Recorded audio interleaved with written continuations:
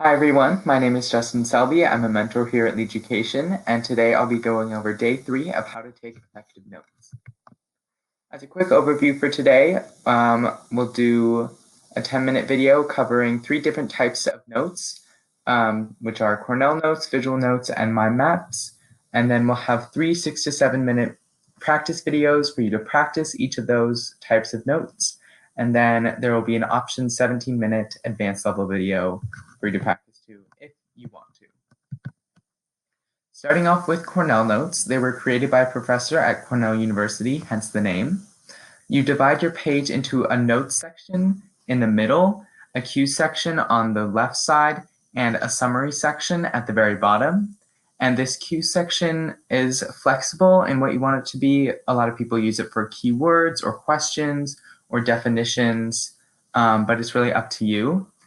And it's a different way of organizing written notes as opposed to just writing down information. It's a little bit more organized in the sense that you're actually dividing up your page. And you can use some parts of Cornell notes in your regular notes if you don't want to go through the process of dividing your page up.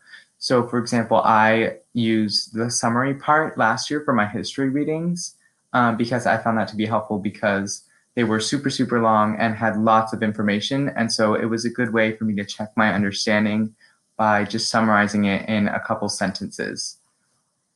And so here are some examples. So in this first one, you can see keywords, solids, liquids, and gases. And then this is where you take the notes of the actual presentation or lecture.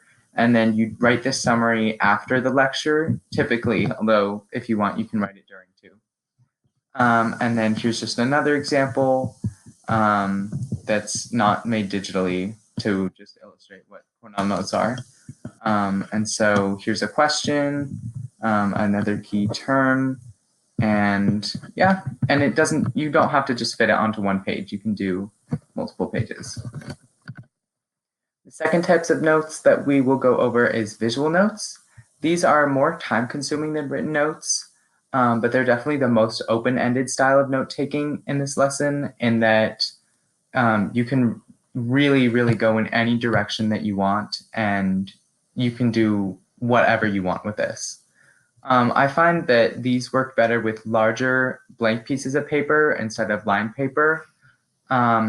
And there's much more emphasis on drawings and diagrams and obviously the visual parts than the written parts, although as you can see in this image in the lower left, it is much more helpful to have some written notes as well so that you can keep track of what you're trying to say.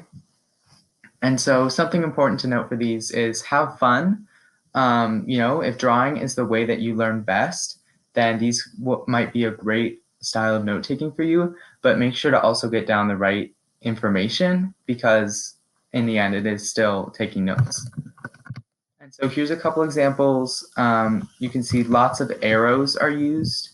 So over here, I believe this is about social media and women and how they use it. And so there's a lot of information on this, but as long as you can follow it and you can keep track of it and it makes sense to you, then that's what's important. And then on the right, here's just another example. So there's not really many guidelines for these, but just have fun. And the last one we'll talk about today are mind maps or concept maps, as I've also heard them referred to. These are also more time consuming because you have to plan them out more, and it's not necessarily just writing down information as it comes to you.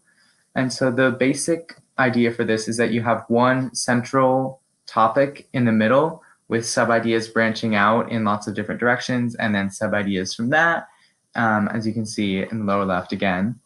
And this focuses more on the visual connections between ideas. And so you probably won't have as much information written down as you would if you were doing Cornell notes or regular note taking. But if you're someone who likes to see connections, this could be a really helpful thing for you.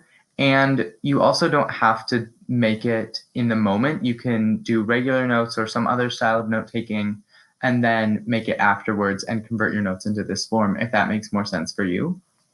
As I said, it's similar to visual notes, but less on images and more on connections. And you can do these online, as you see in this one, or you can also do it on paper if that's easier for you. So here are some examples. You can see the main idea is in the middle, strategies for whole food plant-based living. And then there's ideas branching off of that and ideas branching off of that. And this one incorporates some images as well. But as you can see over here, it doesn't incorporate very many images, just a couple symbols to make it visually appealing. And that's okay too. It's really whatever you need. And again, main idea, mind mapping software selection, and then different steps of the process, and then little sub criteria and guidelines to perform within those sub ideas.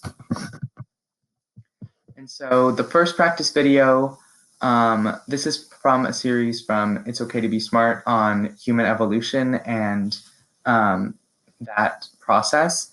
And so the videos didn't quite line up with the order that we just went through. But I think that it makes much more sense if you do these slightly out of order. The videos themselves are in order, but the style of note taking is out of order from what we just covered. So this first one is on where humans came from, and I would recommend that you practice visual notes with these. The second one is why are we the only humans left? And it talks about like the Neanderthals. And so I think this would be great to practice mind and concept maps. And then the last one, are we all related? And it talks about genetics. This one I think would be good for Cornell notes. And then if you would like to, you don't have to, but I thought this video was super, super interesting. It's called The History of Our World in 18 Minutes, and it covers basically the entire history of the universe, and from literally nothing to right now where we are. It's a little bit of an older video. I think it was recorded in 2011, so some of the information might be a little bit outdated if scientists have discovered more things about the universe, but I still think that it's a cool video. Lots and lots of helpful visualizations because it can be a very complex and confusing topic. But yeah, just have fun learning. Again, this is optional. He talks kind of fast, and there's a lot of complex information in succession. So yeah, just have that expectation going in and have fun. Thanks you guys for watching this course and learning from me.